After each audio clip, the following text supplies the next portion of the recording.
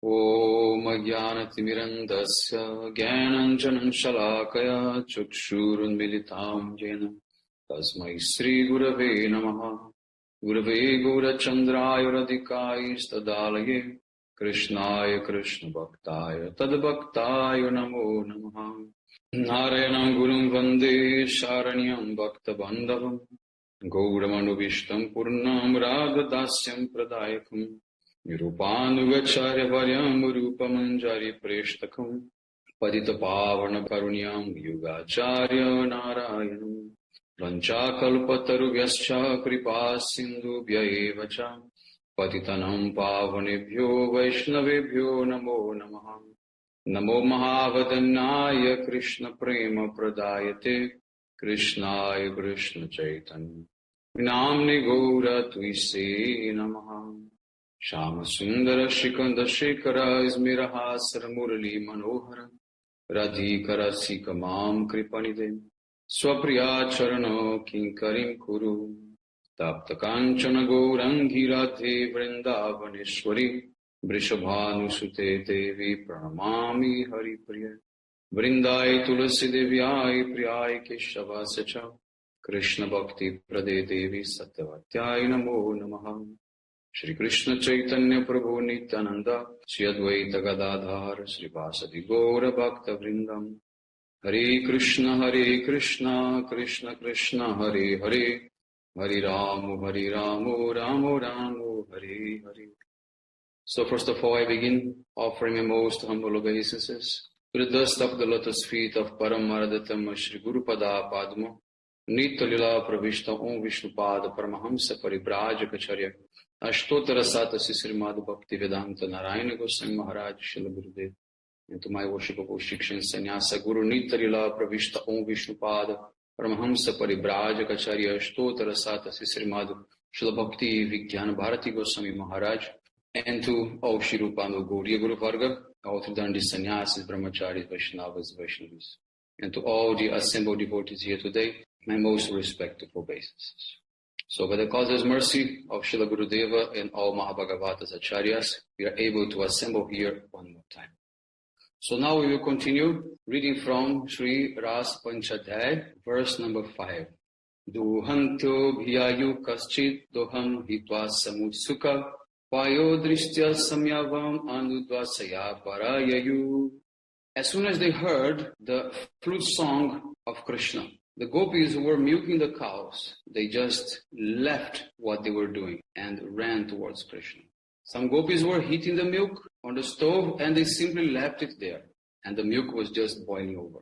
Other gopis, they were cooking some chapatis and they just left them on fire. All of them, they rushed towards the sound of the flute. So now the commentary of Srila Jiva Goswami Pad Vaishnava Tosham. So Sri Shukadeva Goswami has described the manner in which the gopis reached Krishna, how they came to Krishna. So the gopis, they were possessed by the supremely enchanting flute melody. And then immediately they neglected all the activities that they were doing. They also gave up all social restrictions and other considerations.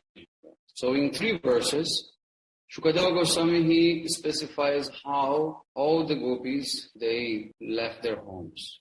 So this verse and the next one describe how the gopis abandoned their household duties.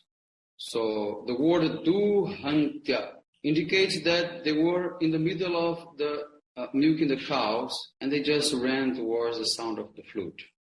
All of them, they were somehow engaged in some type of activities. Duha means milk. Milk means milking, and hitva means to give up, and samutsukaha means extremely eager. The gopis, they were very eager that they were incapable of waiting even one moment more. So the same understandings, it will apply to the next verse. This is a very simple purport from Srila Goswami. And also the next of Srila Vishwanath Chakrabarti Thakur, it is also very, very simple. So the gopis, they were extremely excited to meet with Krishna, that they could not even wait for one moment more. So this verse that is speaking about the subject, they show how gopis, they gave up the bodily conception of I and mine. Some gopis, they left the house duties as such as milking the cows and boiling the milk. And some of them left chapati in the fire. This is the end of Vishwanath Chakravarti Thakur's commentary. Next, verse number 6. Pariveshanta antyastadhitva payayantya shishum payaha shushrusanta patim kaschid ajnantya pasya bhojanam. Some gopis, they were serving the evening meal to their families, dinner. Some of them were giving milk to their small child. Some were serving their husbands, or some were taking dinner. All of them stopped what they were doing, they ran towards the beloved Krishna. Now the commentary of Srila Jiva Goswami Pada Vaishnava Toshani. The gopis, they gave up 3 main activities that they perform in the evening. Serving dinner to the family, giving milk to children, or serving their husbands. They forgot the moral conduct. This way they gave up their family members behind and went to Krishna. And the commentary of Srila Vishwanath Chakravarti Thakur is just very simple. He says that the gopis just gave up their family's duties, such like serving meals, or heating water for their husbands to take bath, everything like that, and they went to Krishna. So next, verse number 7. Limpantya pramrijantyonyam anjanta kaschaluchani vyatsasta vastro bharana kaschid krishnanti kamyayuhu. Some gopis, they were anointing themselves with kumkum and chandan. Some were cleansing their bodies with herbal paste, and some of them were applying mascara. Regardless of their condition, they all ran immediately to Krishna. And their dresses and ornaments were even completely out when they ran to Krishna. Now the commentary of Srila Jiva Goswami Pada. The gopis, they were lost in separation from Krishna day and night. And they were always, ornamenting themselves very beautifully, hoping one day to meet with him. But the result was that even they could not complete that decoration. They had to go to Krishna with half decoration. They forgot everything. This is the real feeling of greed, when you forget about yourself and just think about the object of your love. This proves the intensity of the gopis' love for Krishna. They became completely blind. So when they met with Krishna, even Krishna, he joked with them about their appearance, how they were looking like, very strange. So that he himself had to rearrange their ornaments and their clothes and put in a proper place. Now the commentary of Srila Vishwanath Chakravarti Thakur, Sarata Darshani. Very simple, he's just repeating somehow what the translation said. But he just concludes by adding the point that the gopis is experiencing the anubhava called vibhrama, or bewilderment. There are different types of anubhavas. One of them is called vibhrama. That was the static symptom manifested by the gopis. So verse 8. Tavaryamanah patibhi pitribhi bhatribandhuvi uvindaparita atmano na nyavartanta mohita. The husbands, fathers, brothers, and other relatives try to check, means to stop the Braja gopis. But their hearts were stolen by Krishna. And because they were just like spellbound and completely lost their external discrimination, they could not be stopped by anyone. Now the commentary of Srila Jiva Goswami Pada. They have no awareness of their external environment or any activities. And their relatives try to bring them to external consciousness by force.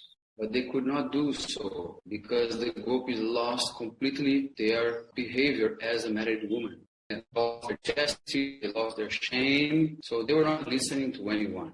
So they were completely mad in love for Krishna. So the relatives were asking, where do you think you're going at this time of night? But the answer for that is mohita, bewildered. They could not listen to anything. It means they lost their common sense.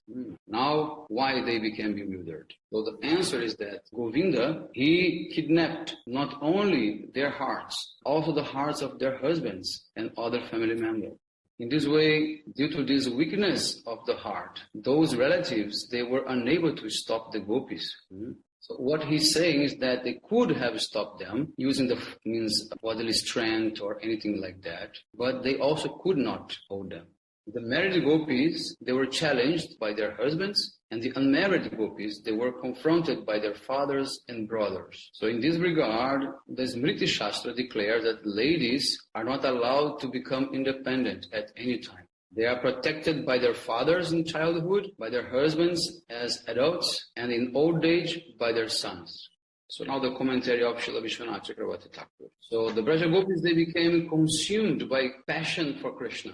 But how their husbands and fathers and others could allow them to go?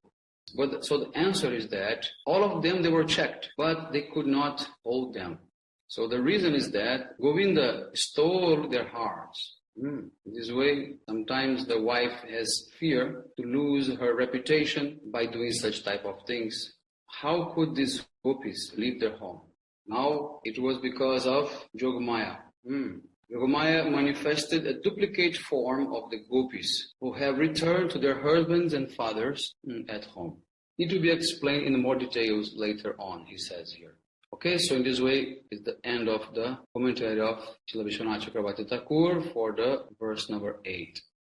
Panchakalpatarvesha kripa sindhu bevacha patitanam pavanebhyo vaishnavebhyo Hare Krishna.